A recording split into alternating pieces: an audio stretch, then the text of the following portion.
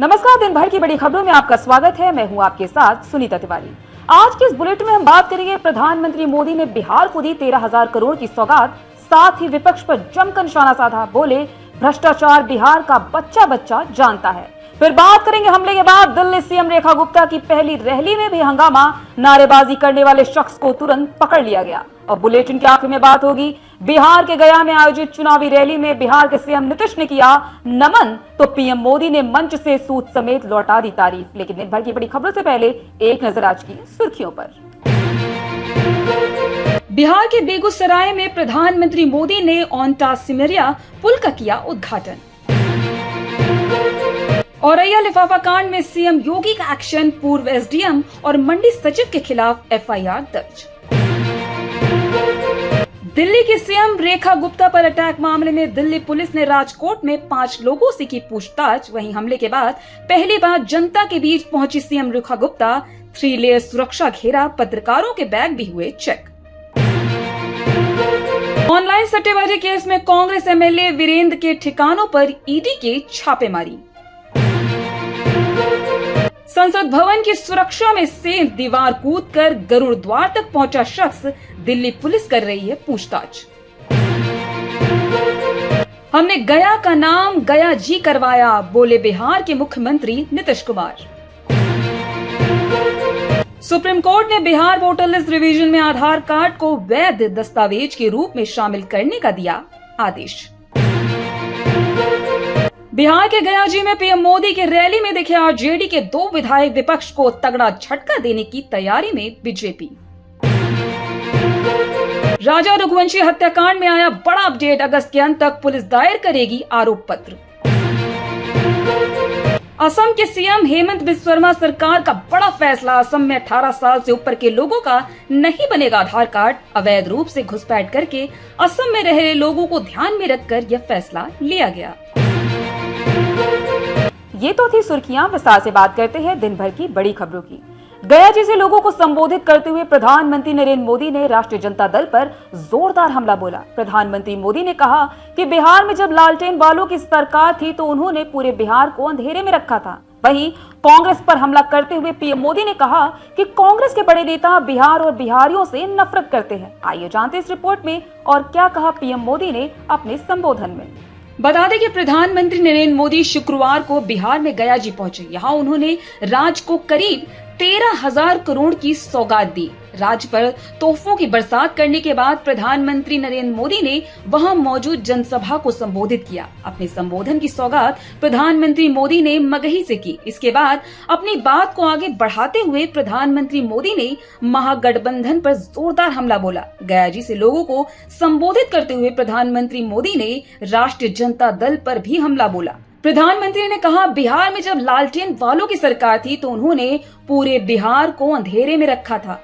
उन लोगों ने आम जनता को वोट बैंक बनाकर रखा है। इसके साथ ही उन्होंने लालू यादव पर हमला करते हुए कहा कि राजद का भ्रष्टाचार बिहार का बच्चा बच्चा जानता है। अपने संबोधन में प्रधानमंत्री मोदी ने राजद के बाद कांग्रेस पर भी जोरदार हमला बोला। उन्होंने कहा कि कांग्रेस के लोगों को बिहार से कोई मतलब ही नहीं है। कांग्रेस के बड़े नेता बिहार और बिहारियों से नफरत करते हैं। उनके एक सीएम ने तो जनसभा में कहा था कि वह अपने राज्य में बिहार के लोगों को घुसने भी नहीं देंगे। बता दें कि पीएम ने शुक्रवार को गया जी में कई परियोजनाओं का शिलान्यास और उद्घाटन किया। बक्सर में 6,088 करोड़ रुपए की लागत से निर्मित 660 मेगावाट की बिजली परियोजना का उद्घाटन किया। लगभग 1900 करोड़ रुपए की लागत से निर्मित NH31 के बख्तियारपुर मोकमा 4 लेन खंड का भी उद्घाटन किया। वहीं मुजफ्फरपुर में होमी भाभा कैंसर अस्पताल और अनुसंधान केंद्र का भी उद्घाटन किया। साथ ही लगभग 1260 करोड़ रुपए की लागत वाली शहरी बुनियादी ढांचा परियोजनाओं का भी शिलान्यास किया। इस मौके पर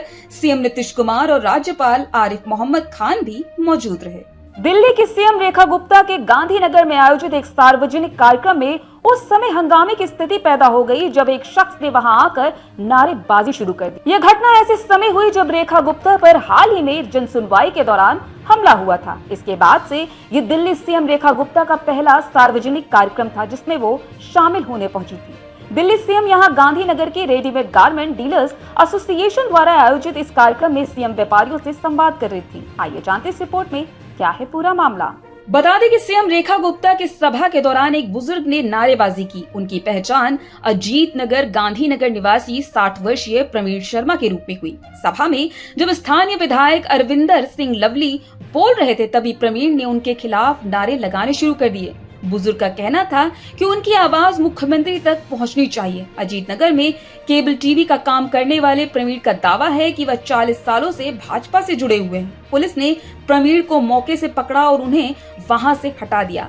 फिलहाल कोई कानूनी कार्रवाई नहीं की गई। बता दें कि गांधीनगर में अशोक बाजार के 50 साल पूरे होने पर एक कार्यक्रम रखा गया था। इसी कार्यक्रम में सीएम रेखा पहुंची थी। बताया गया कि जब सीएम रेखा मंच पर पहुंची तो एक शख्स ने हंगामा कर दिया। इस दौरान उसने नारेबाजी भी की। एक और शख्स यहां नारेबाजी कर हंगामा कर रहा था, जिसे बैरिकेडिंग के बाहर ही पुलिस ने हिरासत में ले लिया। पुलिस उससे पूछताछ कर रही है। वहीं कार्यक्रम में हंगामा होते ही पुलिस अफसरों के हाथ पांव फूल गए। पुलिस ने आनन फानन में उक्त शख्स को तुरंत वहां से हटा दिया। हालांकि बुधवार को सीएम रेखा गुप्ता पर हुए हमले के बाद आज कार्यक्रम में सुरक्षा व्यवस्था के कड़े इंतजाम किए गए थे। बता दें कि बुधवार को जन सुनवाई के दौरान गुजरात के राजकोट के रहने वाले राजेश नाम के शख्स ने सीएम रेखा गुप्ता पर हमला कर दिया था। इस हमले के बाद केंद्र सरकार द्वारा सीएम रेखा गुप्ता की सिक्योरिटी भी बढ़ा दी गई थी। प्रधानमंत्री नरेंद्र मोदी ने बिहार में शुक्रवार को गया जी में एक चुनावी रैली को संबोधित किया। इस मौके पर पीएम मोदी और सीएम नीतीश कुमार के बीच एक बार फिर खास केमिस्ट्री देखने को मिली। इस खास मौके पर पीएम मोदी ने बिहार के लिए कई बड़ी घोषणाएं की। पीएम मोदी के संबोधन से पहले नीतीश कुमार ने रैली को संबोधित किया था। आइए जानते हैं इस रिपोर्ट में क्या कुछ है इस पूरी खबर में। बता दें कि बिहार के सीएम नीतीश कुमार ने अपने संबोधन के दौरान पीएम मोदी का आभार जताते हुए उनको नमन किया। सीएम नीतीश ने कहा कि हम गया में कई चीजों को लिख रहे थे। हम नाम गया जी दे रहे थे। केंद्र सरकार की भी इच्छा थी कि गया जी कर दिया जाए, हमने कर दिया। पहले इस सरकार का कोई काम नहीं था। मोदी जी का नमन करते हैं, यह बहुत बड़ी बात है। देश में काम कर रहे हैं, आपके यहाँ आकर भी कर रहे हैं। बिहार के लिए भी इतना ज्यादा काम कर दिया है। बिहार में पहले कोई कपड़ा ठीक नहीं पहनता था। जब से हमारी सरकार आई है उसके बाद ये सब बदला है। इसके साथ ही सीएम नीतीश ने कहा कि पीएम मोदी आज बिहार को कई सौगात देने वाले हैं। वे 2 ट्रेनों को हरी झंडी दिखाकर रवाना करेंगे। कुल 32 परियोजनाओं से बिहार को काफी फायदा होने वाला है। इसके लिए पीएम को बधाई और नमन है। भाषण के दौरान सीएम नीतीश ने लालू राबड़ी शासनकाल की याद दिलाई और कटाक्ष करते हुए कहा कि याद करिए, पहले कुछ नहीं था। 2005 में एनडीए की सरकार आने से पहले लोग घर से बाहर नहीं निकलते थे। बहुत बुरा समय था।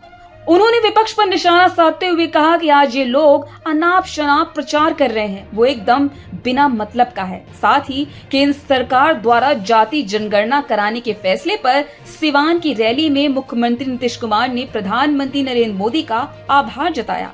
अपने भाषण के दौरान सीएम नीतीश ने कहा कि जाति आधारित जनगणना करवाने के लिए बधाई। उन्होंने सभा में आए लोगों से भी पीएम को धन्यवाद देने को कहा।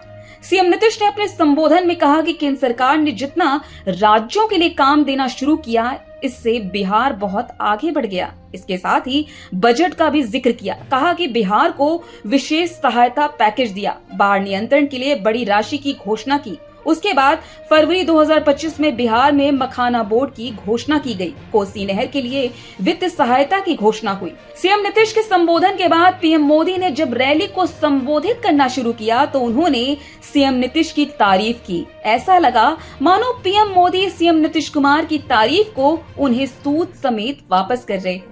पीएम मोदी ने कहा, नीतीश कुमार जी के सुशासन की चर्चा हर कोई करता है। मैं आपसे साफ कर देना चाहता हूं कि नीतीश कुमार जी के शासन के बारे में आप ऐसे समझ सकते हैं कि इनके राज में शिक्षकों की भर्ती बिल्कुल पारदर्शी तरीके से की गई।